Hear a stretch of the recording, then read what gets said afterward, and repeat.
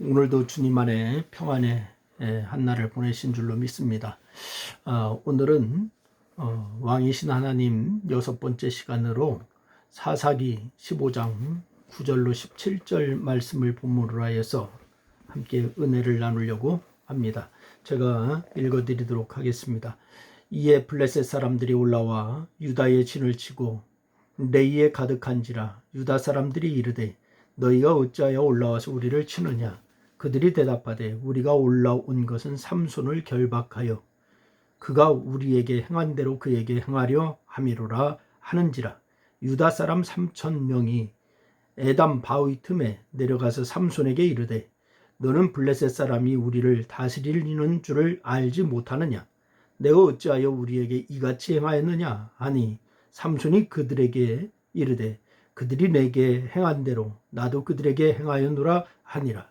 그들이 삼손에게 이르되 우리가 너를 결박하여 블레셋 사람의 손에 넘겨주려고 내려왔노라 하니 삼손이 그들에게 이르되 너희가 나를 치지 아니하겠다라고 내게 맹세하라 하매 그들이 삼손에게 말하여 이르되 아니라 우리가 다만 너를 단단히 결박하여 그들의 손에 넘겨줄 뿐이요 우리가 결단코 너를 죽이지 아니하리라 하고 새 밧줄 둘로 결박하고 바위 틈에서 그를 끌어내니라.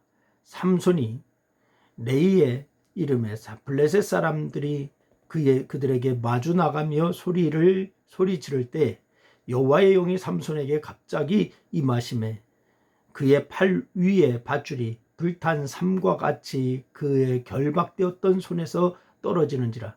삼손이 나귀의 새 턱뼈를 보고 손을 내밀어 집어 들고 그것으로 1,000명을 죽이고 이르되 나귀의 턱뼈로 한 더미 두 더미를 쌓았으며 그 나귀의 턱뼈로 내가 1,000명을 죽였도다 하니라. 그가 말을 마침에 턱뼈를 자기 손에서 내던지고 그곳을 라맛 레이라 이름하였더라. 아멘. 사사시대에 왕이 없는 그런 백성들에게 하나님께서 오늘 이 삼손이라고 하는 사사를 통하여서 역사하는 그런 모습을 보게 되죠. 이 사사기를 시작하면서 왕이신 하나님이라고 하는 제목의 말씀을 드렸는데 바로 이 하나님은 시내산에서 이스라엘 자손과 언약을 맺으신 후에 한 번도 언약을 어기신 적이 없었습니다. 언제나 이스라엘 백성으로서 신실하게 자기 백성인 이스라엘 자손을 돌보고 보호하시고 가장 좋은 것들을 그들에게 공급하셨어요. 하지만 이스라엘 자손은 번번이 하나님을 왕으로 인정하지 않고 하나님의 거룩한 백성답게 살지를 않았습니다. 그것 때문에 출애굽 1세대는 두 사람을 제외하고 모두 광야에서 죽지 않았습니까? 여호수아가 이끄는 출애굽 2세대는 비교적 그 언약을 지켰고 그 결과 가나안 정복을 성공적으로 이룰 수가 있었습니다. 그러나 여호수아가 죽은 이후에 이스라엘 자손은 점차 언약을 어기고 가나안 정복과 이제 정복을 한 후에 그 가나안 족속과 통혼하지요. 우상을 숭배하지요. 그래서 이러한 행위가 왕이신 하나님을 버린 것이고 동시에 왕이 없는 백성으로 자기 소견에 옳은 대로 행동했다. 그렇게 성경이 기록하고 있습니다.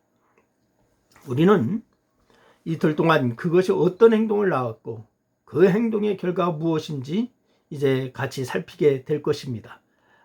첫째는 자기 소견에 옳은 대로 행동한 결과 그들은 죄를 번복하였다라고 하는 사실입니다. 자기 소견에 옳은 대로. 오늘 우리가 신앙생활하면서도 마찬가지입니다. 우리의 소견에 옳은 대로 행동하면 안 됩니다. 몇 번 말씀드린 것처럼 사사기에는 죄와 징계와 회개와 구원 이것이 하나의 사이클이 되어서 반복되고 있는 것을 우리가 발견할 수가 있습니다. 그래서 우상을 섬기면은 하나님께서 징계하시고 심한 고통으로 회개하면은 바로 한 구원자를 세워서 그들을 구원하시고 그러다가 시간이 흐르면 다시 우상을 섬기는 그런 식으로 반복하는 하나의 사이클을 계속 반복하고 있는 것을 보게 되었어요. 그런데 그 반복이 점차 강도가 높아지는 바로 이 반복되어서 이스라엘은 갈수록 우상을 더 노골적으로 숭배하고 있었습니다. 이에 대해서 하나님은 이전보다 더 강하게 징계하시고, 더 큰 문제는 이런 죄의 반복이 우상뿐만이 아니라 그렇게 뿐만 나타난 것이 아니라 삶 가운데서도 그렇게 나타나고 있었다라고 하는 사실입니다. 예를 들어서 기드온이 300명을 이끌고 미디안과 싸워서 승전을 거듭할 때에 에브라임 사람들은 기드온에게 미디안과의 전쟁에 왜 자신들을 부르지 않았느냐 크게 다투었습니다. 사사기 8장 1절 말씀이에요. 그런데 이 전쟁 말기에 참전할 기회를 얻었지만은 이스라엘 전체 지파 중에서 주도권을 행사하지 못한 것에 대해서 노를 품었던 것입니다. 그래서 미디안이 무서워서 산속으로 숨어들 때는 언제고, 막상 미디안이 도망치니까 이제 와서 주도권을 운운하고 있으니까 참으로 왕이 없는 백성다운 행동을 하고 있는 거죠. 이때에 기드온이 양보했는데, 바로 이 에브라임의 이러한 악한 행동은 입다가 암몬을 물리친 전쟁에서도 반복되는 것을 사사기 12장 말씀에서 우리가 발견할 수가 있게 됩니다. 여러분, 입다에게도 기드온과 같은 이유로 시비를 붙었던 이번에는 뭐라고 하냐, 우리가 반드시 너와 내 집을 불사르리라, 이렇게 얘기한다고요. 아주 잔혹한 말로 협박을 하는 거죠. 그러자 입다가 뭐라고 하냐, 기드온과 달리 에브라임과 전쟁을 벌여서 무려 4만 2천 명을 죽였어요. 그러니까 이 하나님이 징계하신 것이지만은 우리는 이를 통해서 하나님을 왕으로 인정하지 않는 자들의 어처구니 없는 그런 죄악을 수도 없이 반복하는 것을 우리가 발견하게 되는 것입니다. 두 번째는 왕이신 하나님을 버린 자들은 흉악하였습니다. 기드온이 300명을 이끌고 미디안 전쟁에서 승리한 이후에 바로 이 자신을 왕으로 세우고자 하는 자들에게 자신도 아들도 다스리지 아니할 것이고 여호와께서 너희를 다스릴 것이다. 너희가 나를 왕으로 삼으려고 하는데 내가 너희를 다스리지 않을 것이다. 내 아들도 다스리지 않을 것이다. 여호와께서 너희를 다스릴 것이다. 사사기 8장 23절 말씀에서 얘기하고 있잖아요. 그런데 그의 이러한 신앙과 그로 말미암은 민족적인 평온은 기드온과 첩사이에서 태어난 아비멜렉이라고 하는 자로 인하여 삽시간에 무너져 버리고 말았습니다.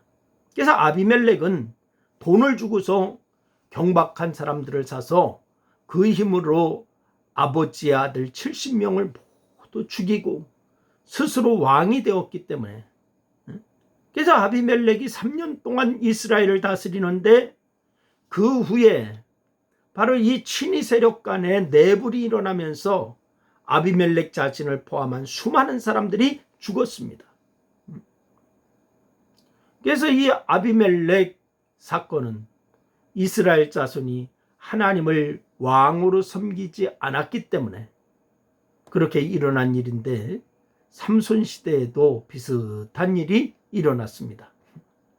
하나님께서 블레셋에 학대를 당하고 있는 이스라엘을 불쌍히 여기시고 그들을 구원하시고자 이 바로 예비하신 사사가 누구였느냐, 삼손이었어요. 그래서 삼손이 사자를 찢어 죽이는 상상을 초월하는 힘으로 하나님께 부여받았잖아요. 그러니까 그 힘으로 블레셋 사람들을 괴롭혔습니다. 혼자서 나귀 턱뼈로 1000명을 죽였어요. 엄청난 일을 행한 것이죠. 만약 이스라엘이 힘을 모아서 삼손을 도왔더라면 블레셋의 학대에서 손쉽게 벗어났을지도 모릅니다. 하지만 하나님을 믿지 않았던 그들이 하나님이 보내신 사사도 신뢰하지 않았어요. 그래서 이 블레셋이 한 유다의 진을 치자 유다 사람들이 두려움에 빠져서 삼손을 결박하여서 블레셋에게 삼손을 넘겨주는 어처구니 없는 짓을 행하려고 하잖아요. 그저 살기에 급급하여서 자신들의 생명줄과 다름없는 하나님의 구원자 사사까지 결박하고 적에게 보내는 백성의 모습을 보시기 바랍니다. 아무런 희망이 없는, 왕이 없는 백성의 전형적인 모습입니다. 우리는 말로만 하나님이 나의 왕이라고 고백하지 말고 우리의 삶 속에서 주님을 왕으로 인정하고 그분의 말씀에 순종하며 사는 그러한 삶이 잘 사는 삶인 줄로 믿으시기를 바랍니다. 참된 하나님의 백성입니다. 오늘 유다 백성들처럼 바로 그렇게 삼손을 결박하여 블레셋에게 넘겨주는 어리석음이 없고 오직 주님만 순종하고 나가는 우리 모두가 될 수 있기를 주님의 이름으로 축원합니다. 기도하겠습니다. 하나님 고맙습니다. 오늘도 우리가 이 사사시대의 백성의 그런 배은망덕하고 그렇게 죄악을 그렇게 반복하는 모습을 보았습니다. 하나님, 우리가 하나님을 신뢰하는 믿음이 있게 하여 주시고 하나님을 잘 믿고 신뢰하고 순종함의 역사가 있게 하여 주옵소서. 예수님의 이름으로 기도드려옵나이다. 아멘.